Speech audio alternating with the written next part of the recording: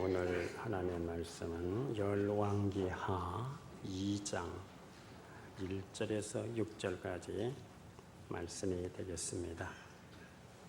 구약성경 561면 열왕기하 2장 1절에서 6절까지 말씀이 되겠습니다. 1절 여호와께서 회오리 바람으로 엘리야를 하늘로 올리고자 하실 때에 엘리야가 엘리사와 더불어 길갈에서 나가더니 엘리야가 엘리사에게 이르되 청하건대 너는 여기 머물라 여호와께서 나를 베델로 보내시느니라 하니 엘리사가 이르되 여호와께서 살아계심과 당신의 영혼이 살아있음을 두고 맹세하노니 내가 당신을 떠나지 아니하겠나이다 하는지라. 이에 두 사람이 베델로 내려가니 베델에 있는 선지자의 제자들이 엘리사에게로 나와 그에게 이르되 여호와께서 오늘 당신의 선생을 당신의 머리 위로 데려가실 줄을 아시나이까 하니 이르되 나도 또한 아노니 너희는 잠잠하라 하니라.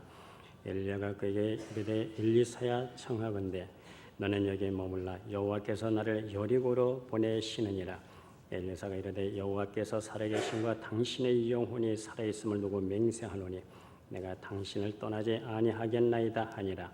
그들의 여리고에 이름에 여리고에는 선지자들의 제자들의 엘리사에게 나와 이르되 여호와께서 오늘 당신의 선생을 당신의 머리 위로 데려가실 줄을 아시나이까 하니 엘리사가 이르되 나도 아노니 너희는 잠잠하라.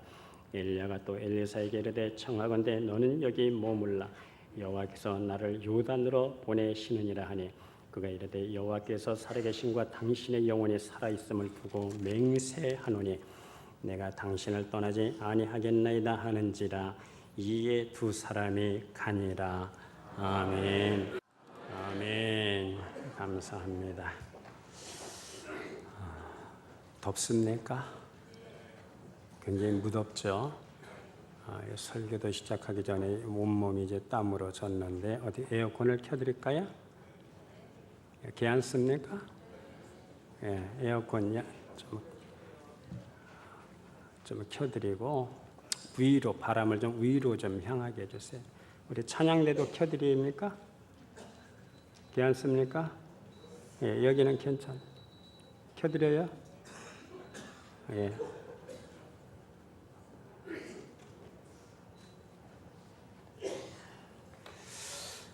인간의 마음을 네 가지로 나눌 수가 있습니다. 첫째는 겉으로 드러난 표면적인 나입니다. 표면적인 나는 나도 알고 그리고 다른 사람도 아는 드러나는 나의 모습입니다.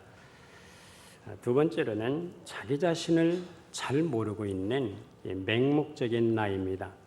다른 사람들은 나를 보고 있는데 정작 나 자신은 나를 모르는 부분이 있어요. 이런 부분이 있고, 그리고 세 번째로는 숨겨진 나의 모습입니다.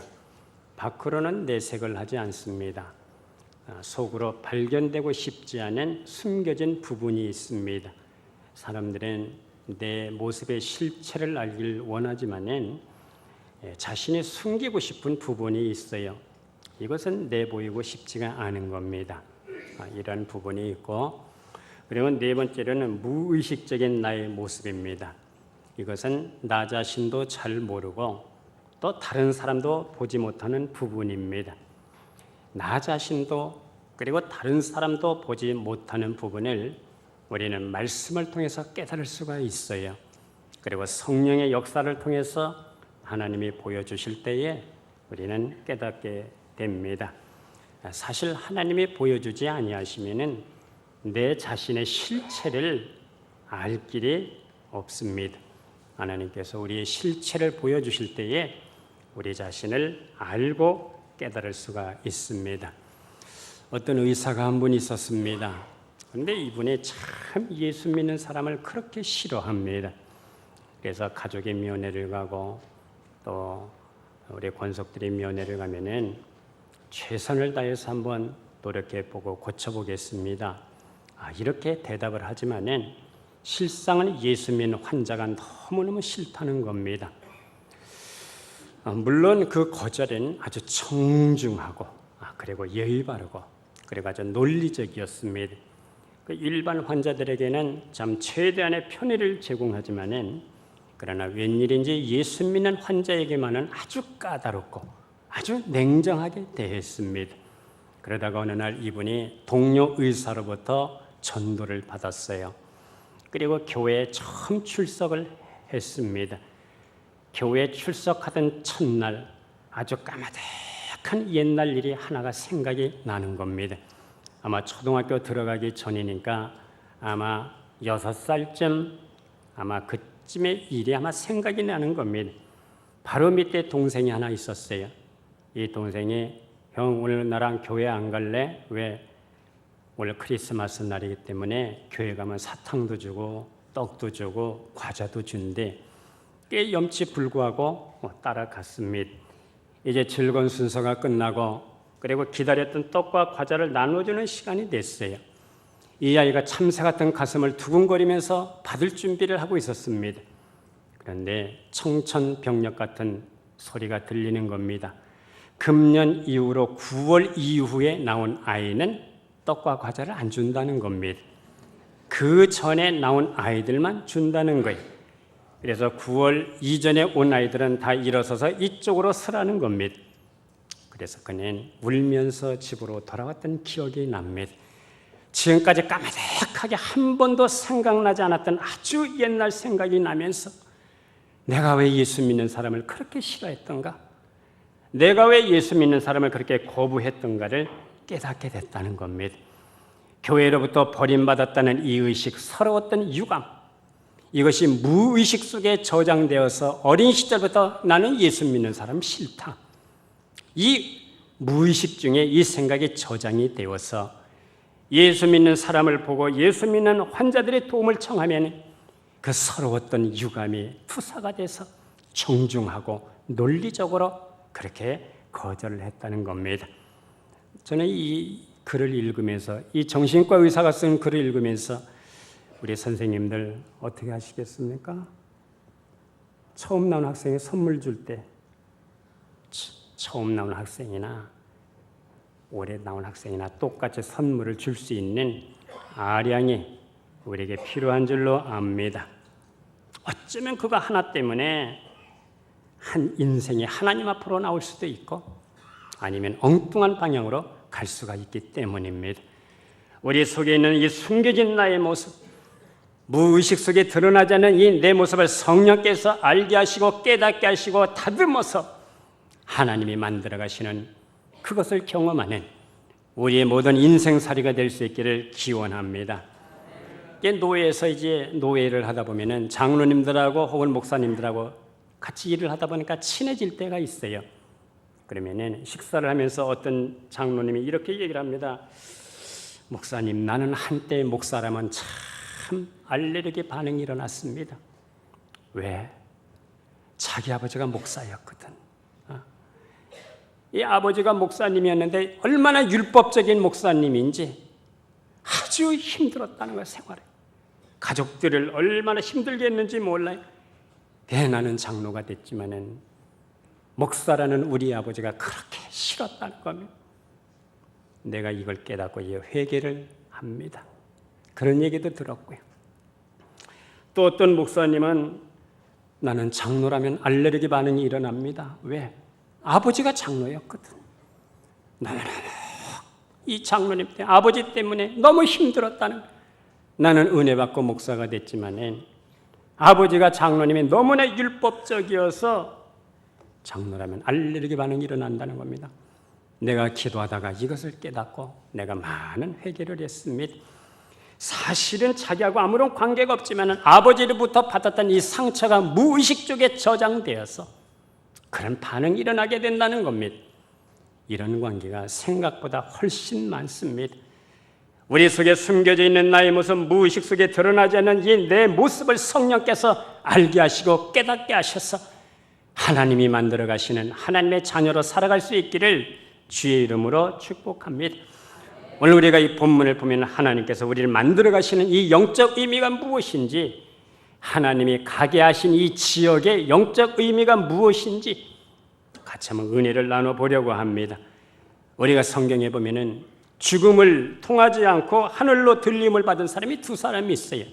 하나는 에녹이고 하나는 본문에 나오는 엘리야입니다. 하나님께서 엘리야를 하늘로 부르실 때 길갈로부터 시작해서 베델, 여리고, 요단을 거쳐서 그 다음에 해오리 바람을 통해서 불수레와 불말을 보내서 하늘로 올라가게 하셨습니다.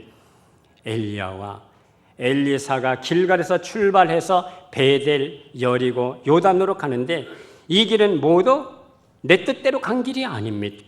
하나님께서 보내신 길입니다. 오늘 본문 2절에 보니까 여호와께서 베델로 나를 보내시느니라. 오늘 4절에 보니까 여호와께서 나를 여리고로 보내시느니라. 오늘 6절에 보니까 여호와께서 나를 요단으로 보내시느니라. 엘리야는 가면서 엘리사 제자에게 내가 하나님의 부름을 받고 가니 너는 따라오지 말라. 제자 엘리사는 아닙니다. 내가 마지막 순간까지 내 스승을 떠날 수가 없습니다. 그래서 들림받는 그 자리에까지 엘리사가 따라갑니다. 엘리야와 엘리사가 함께 출발한 지역이 오늘 첫 번째 보면은 그 지역이 길갈입니다. 이 길갈이라고 하는 이 지역은 이스라엘 백성들이 가나안 정복을 위해서 요단을 건너서 가장 먼저 진을 친 그런 지역입니다. 이해를 위해서 우리가 함께 본문을 한번 읽어봅니다. 우리 화면을 첫째 달 10일에 백성이 요단에서 올라와 여리고 동쪽 경계 지역에 진침. 여호수아가 요단에서 가져온 그 12돌을 길갈에 세우고 후일에 너희의 자손들이 그들의 아버지에게 묻기를 이 돌들은 무슨 뜻이니가? 너희는 너희의 자손들에게 알게 하여 이르기를 이스라엘의 마른 땅을 밟고 그 건넜습니다. 이스라엘 백성들이 가나안 정복을 위해서 요단을 건넜어요. 그리고 맨 처음 진친 곳이 바로 길갈입니다. 이 길갈에다 요단에서 건너올 때 가져온 12돌을 기념으로 세웠어요. 이 기념비는 바로 구원의 기념비입니다. 구원은 철저하게 하나님의 은혜입니다. 그리고 두 번째는 이곳에 도착해서 바로 할례를 행하게 됩니다. 우리가 여호수아 5장 2절 3절 한번 다 같이 한번 읽어봅니다. 그때 여호와께서 여호수아에게 이르시되 너는 부싯돌로 칼을 만들어 이스라엘 자손에게 다시 할례를 행하라 하시니 여호수아가 부싯돌로 칼을 만들어 할례산에서 이스라엘 자손들에게 할례를 행하니라. 왜 하나님은 길갈에서 할례를 행하라고 하셨을까? 그것은 할례를 통해서 구별된 하나님의 백성이라는 의식을 가지라는 겁니다. 할례는 하나님의 백성, 바로 언약 백성이라고 하는 표시입니다. 그래서 할례를 통해서 하나님의 백성과 아닌 사람을 구별을 했어요. 이스라엘은 이 할례를 통해서 하나님의 백성이라고 하는 이 자의식을 가졌습니다. 한마디로 할례라고 하는 것은 하나님의 백성의 정체성입니다. 이제 너희가 요단을 건넜으니 하나님 백성이라고 하는 정체성을 가지라는 겁니다. 그리고 두 번째는 이 할례를 통해서 온전한 믿음을 갖게 하셨습니다. 지금 이들이 도착한 곳이 길갈입니다. 길갈은 바로 여리고 바로 옆에 있어요. 여리고는 발레스타인의 땅의 관문과 같은 역할을 하는 겁니다. 가나안 땅을 정복하자면 반드시 이 여리고 성을 이거 통과를 해야 됩니다. 바로 지금 이 길갈에 와 있습니다. 적진 안에 들어와 있습니다. 그런데 여기서 할례를 행하라는 겁니다. 인간적으로 생각하면 대단히 위험한 일입니다. 이것은 하나님께 대한 신뢰와 믿음을 요구하는 일이었습니다. 이제부터는 전적으로 하나님만 의지해야 됩니다. 여리고 성 공격을 앞에 두고 할례를 받는 것은 이제부터는 전적으로 하나님만 신뢰할 수밖에 없는 현실입니다. 우리는 인간적으로 한번 생각해 봅니다. 왜 하나님은 여리고 성을 무너뜨린 다음에도 얼마든지 할 수 있는 일을 왜 이 시점에서 할례를 행하라 하는 겁니다. 인간적으로는 이해가 안 됩니다. 바로 이 순간 내 이성과 합리성을 내려놓아야 하는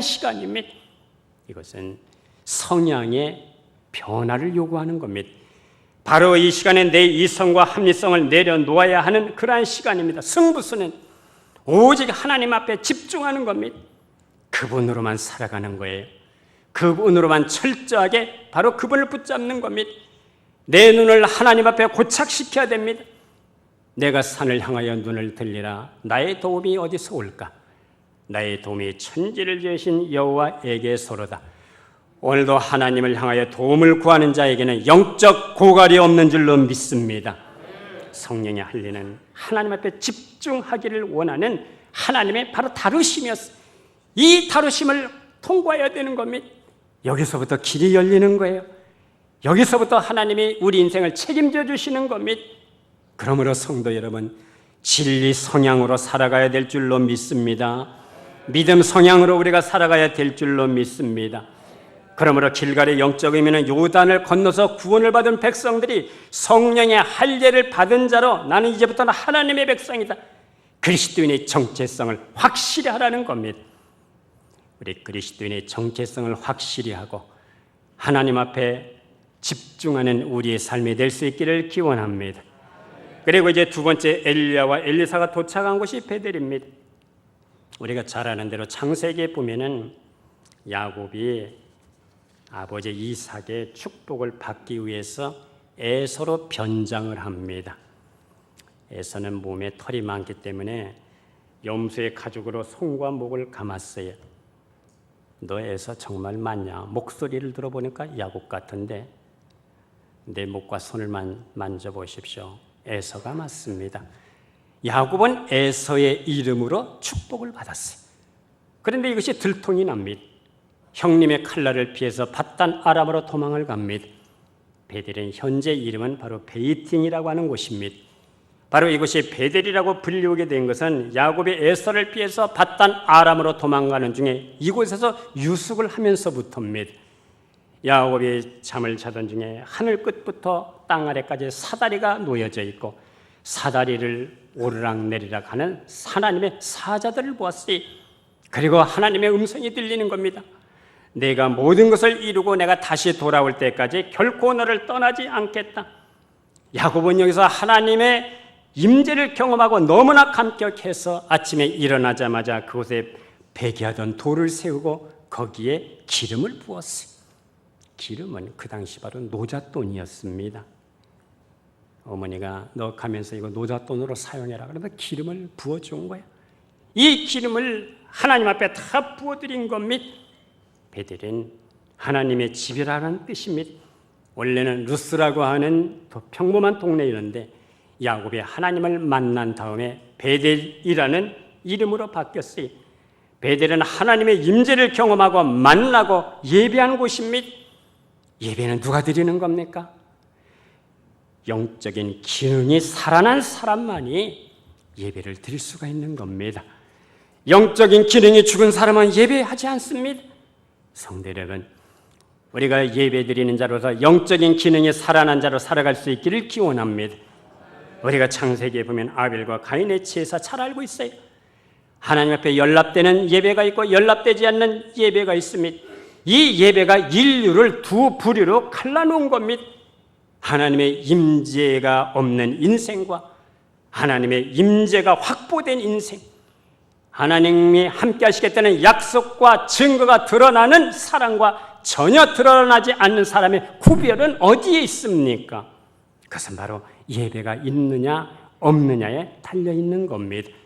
하나님은 오늘도 성령과 진리로 예배하는 자를 찾고 계십니다. 한마디로 말하면 영적인 기능이 살아있는 자를 하나님은 찾고 계시는 거예요. 오늘 우리가 예배할 때 하나님의 임재를 경험한 사람은 위로를 받습니다. 그 임재는 우리에게 영광이 되고 능력이 됩니다. 그 임재는 우리에게 축복이 돼요. 그리고 세상을 돌파할 수 있는 용기와 힘을 주시는 겁니다. 그러므로 성도 여러분, 하나님의 음성이 들릴 만한 거리에 있어야 되는 겁니다. 그러므로 베델의 영적 의미는 하나님을 경험한 사람들이 영적 기능이 살아나서 하나님을 예배하는 곳입니다. 이곳이 바로 영적 기능 베델이 될 수 있기를 기원합니다. 그리고 이제 세 번째 여리고입니다. 여리고라고 하는 말은 향기, 바로 그런 뜻입니다. 여리고에는 종려나무가 많습니다. 저도 성지순례할 때 한번 가보니까 거기서 점심을 먹었는데요. 참 아름다운 숲의 도시입니다. 거기에는 오아시스가 있습니다. 삭개오가 돌 무화과 나무에 올라가 예수님을 만난 장소도 여리고이고, 맹인 바디메오가 예수님을 만나 눈을 뜬 곳도 여리고입니다. 여리고는 예수님을 만난 사람들의 삶이 변화된 곳입니다. 곧 바로 한마디로 요약하면 존재혁명이 일어나는 곳입니다. 내가 예수를 믿는다는 것은 예수와 내가 하나로 묶여졌다는 겁니다. 믿음은 내가 예수 안에, 예수가 내 안에, 그리스도가 내 안에 거하시는 겁니다. 그래 십자가와 부활을 우리는 운명을 같이 하는 겁니다. 좋지 않은 나무에다 상처를 내고 좋은 나무 가지를 잘라 넣어 접붙임을 해놓으면 좋은 열매를 맺게 돼요. 왜? 그것은 좋은 열매를 맺게 하는 속성이 그 안에 들어왔기 때문입니다. 우리가 주님을 믿고 영접하고 연합될 때 주님의 생명 속에 접붙이게 되므로 그분의 속성이 우리에게 흘러오게 되는 거예요. 그분의 속성이 우리 안에 들어올 때 우리의 신분이 변화되는 것이고, 그리고 영생을 얻게 되는 겁니다. 그래서 하나님의 속성, 그 아들의 생명이 우리 안에 흘러오게 되는 겁니다. 아들의 영, 성령이 내 심령 안에 들어온 사람은 하나님을 아바 아버지라 부릅니다.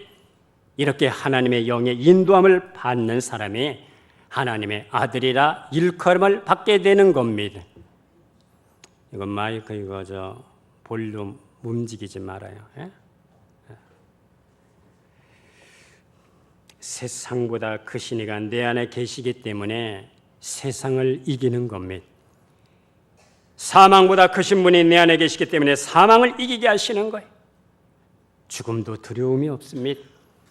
부활하신 분이 내 안에 계시기 때문에 우리는 부활의 생명으로 살아가는 겁니다. 우리가 이 땅을 살아갈 때 세상 살아가 힘이 들어요. 환경도 상황도 좋지가 않아요. 그러나 환경보다 크신 예수님의 영이 우리 안에 들어오면 환경도 이기게 하시는 겁니다. 할렐루야. 그분의 속성은 환경보다 크셔요. 사탄의 역사보다 크시기 때문에 사탄의 테리에 타격을 갈 수 있는 분입니다. 하나님의 속성이 들어오면 하나님의 세계가 보여져요. 귀가 열립니다. 귀가 열리니 하나님의 음성이 들려오는 거예요. 그래서 우리는 천국 지향적인 삶을 살아가게 되는 겁니다.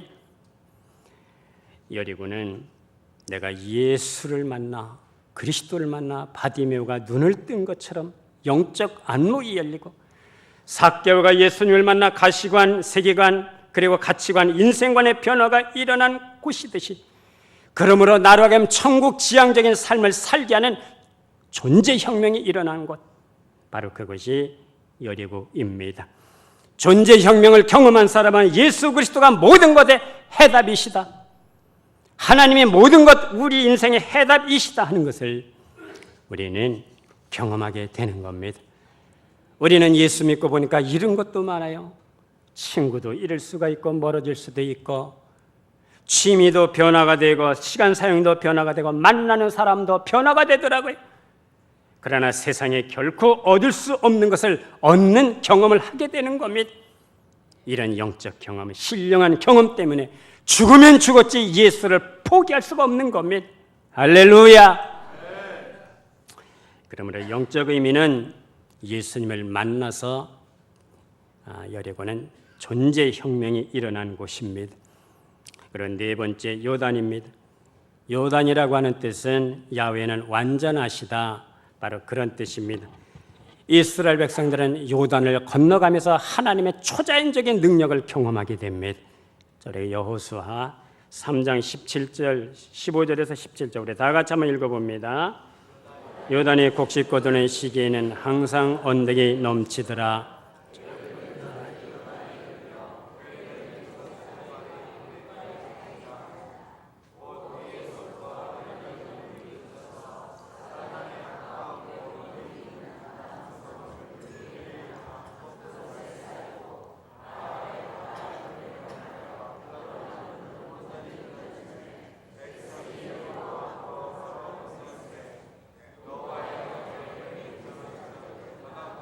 마른 땅에 굳게 섰고 모든 백성이 요단을 건너기를 마칠 때까지 모든 이스라엘은 그 마른 땅으로 건너갔더라. 네, 이 요단은 헤르몬 산에서 사해로 흘러가는 바로 강입니다. 강폭이 아주 좁기 때문에 물살이 굉장히 빨라요.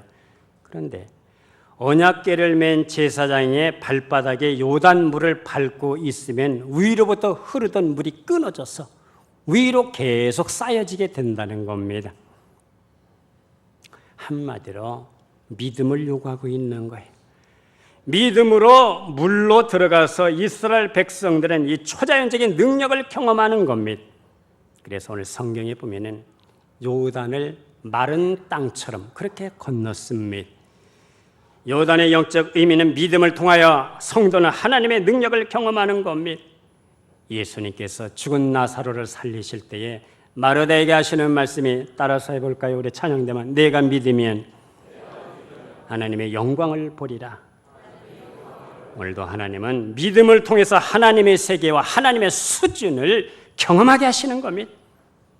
우리는 그저 교회의 땅을 밟는 자가 아니라 하나님의 수준을 경험하는 그 자리에까지 우리가 도달할 수 있기를 주의 이름으로 기원합니다.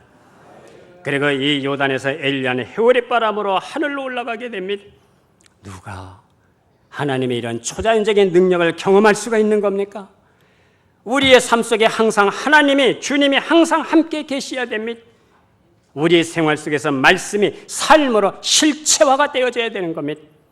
말씀 따로 삶 따로 이렇게 이원론적으로 우리가 살아갈 것이 아니라 말씀과 삶이 함께 동행하고 같이 정말 함께 살아가는 이론론적인 삶, 말씀이 삶으로 살아내줘야 되고 실체화가 되어야 되는 겁니다.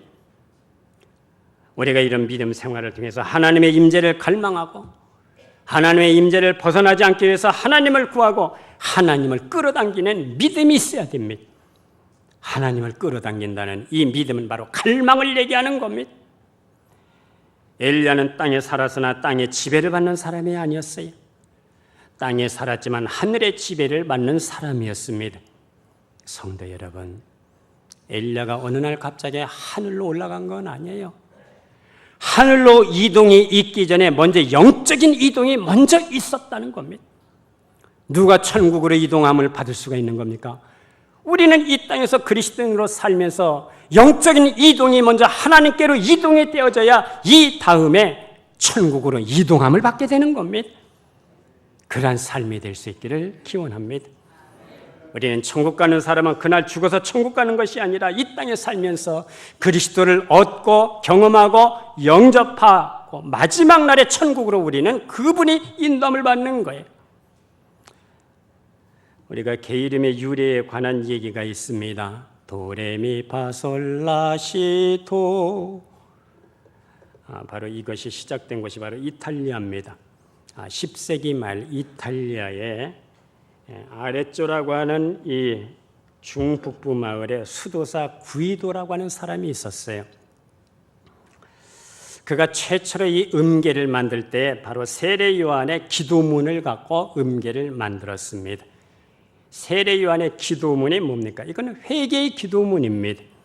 구이도는 이 기도문의 첫 글자, 이 첫 글자를 따서 도레미파솔라시도를 그렇게 라틴어로 만들었어요. 도미누스 라틴어로. 도미네, 쿠어바디에서 도미네 할 때 도미네, 주, 하나님, 바로 그런 뜻입니다. 그래, 도미누스, 하나님. 레소나레 페브리스, 자유로운 목소리로.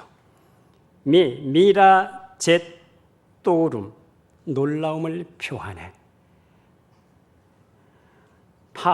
화물리 뚜오름, 당신의 위업을. 솔베 불루띠, 더러움을 씻어서서.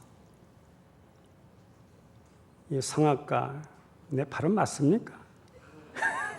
이게 지금 라틴어라고 하는데 성악가들은 뭐 다 알고 있을 거예요. 알죠? 예. 라비아 레 아툼, 우리의 때 묻은 입에서 시 생테 요한네스, 오 성자 요한이여. 도미누스 하나님. 이 음계 처음도 도이고 마지막도 도입니다. 하나님은 알파와 오메가, 시작과 마침의 하나님이십니다. 그래서 도레미파솔라시도 이것을 해석하면은 하나님 당신의 종들이 당신이 행하신 일의 아름다움을 자유롭게 노래할 수 있도록 우리의 더럽혀진 입술에서 모든 죄악의 더러움을 씻어 주소서. 바로 그런 뜻이에요. 자, 우리 찬양대만 한번 해보겠습니다. 기도가 안 될 때는 이것부터 시작하면 되겠어요. 도레미파솔라시도 시작.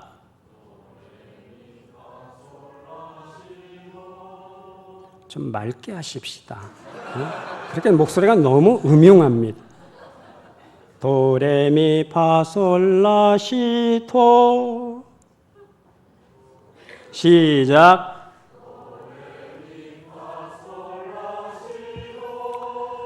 이건 지금 발성 연습이 아닙니다. 신앙을 고백한 거예요. 하나님, 당신의 종들이 당신의 행하신 일의 아름다움을 자유롭게 노래할 수 있도록 우리의 더럽혀진 입술에서 모든 죄악의 더러움을 씻어 주소서. 바로 그 시입니다. 시의 각 항을 따서 도레미파솔라시도를 만드는 거예요. 그러니까 하나님, 내가 회개합니다. 아무 생각이 안 날 때는 어떻게 하면 되겠습니까? 도레미파솔라시도.